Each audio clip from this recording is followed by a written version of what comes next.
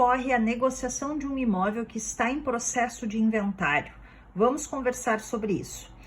Pois então, meus amigos, da abertura do inventário, e aqui é interessante a gente falar que, pelo Código de Processo Civil, a abertura do inventário tem que se dar num prazo de até 2 meses do óbito do autor da herança, certo? Sob pena do pagamento de uma multa fiscal.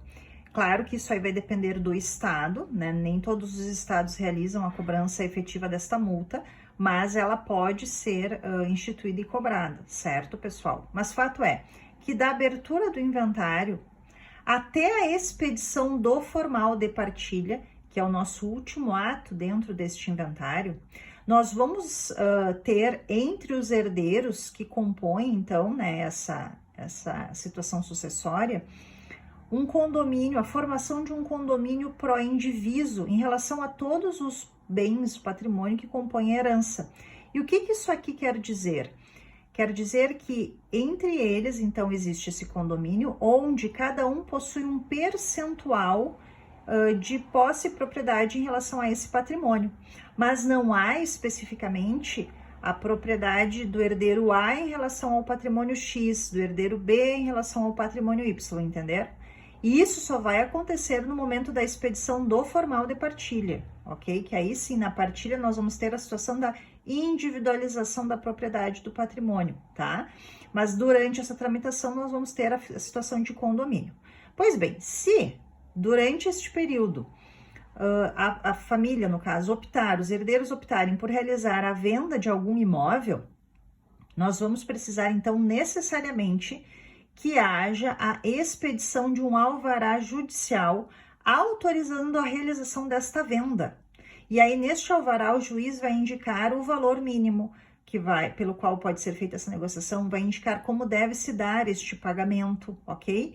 E, pessoal, o Código Civil nos diz que caso haja uma negociação sem a realização, sem a expedição deste alvará, essa negociação ela tem a pena de ineficácia, então muita atenção em relação a isso. No momento em que é expedido o alvará, é possível realizar então a compra e venda, o contrato de compra e venda, a escritura de compra e venda, e aí essa compra e venda então ela é registrada no registro de imóveis e há a transferência, né, deste patrimônio então para o comprador, ok? Agora vocês vão me perguntar, tá, Charlene, mas e se antes da expedição desse alvará, algum dos herdeiros tem interesse em ceder os direitos hereditários que ele possui, ele pode fazer isso? Ele pode, pessoal. E aí, como é que ele deve proceder? Ele deve realizar, através de escritura pública, uma cessão de direitos hereditários. Nesse caso, o cedente, ou seja, este herdeiro cedente, ele cede os direitos que ele possui para o cessionário, e este cessionário, então, entra no lugar dele neste inventário, entenderam?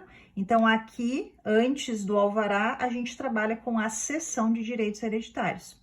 Pois bem, se nós não tivermos nenhuma negociação patrimonial, enfim, se a tramitação ocorrer de forma regular, quando tiver o formal de partilha, teremos a individualização da propriedade e aí uma atenção especial. Esse formal de partilha precisa ser levado a registro nos órgãos competentes para que a gente tenha, então, a transferência da propriedade em favor destes herdeiros beneficiados. E aí leva para o registro de imóveis, e aí conforme a competência de cada imóvel, tu leva para o registro respectivo, tu leva para o Detran, enfim, tu leva para todos os locais que são responsáveis, então, pela regularidade de titularidade destes imóveis. Certo, meus amigos? Qualquer dúvida, deixa aqui nos comentários que a gente vai conversando.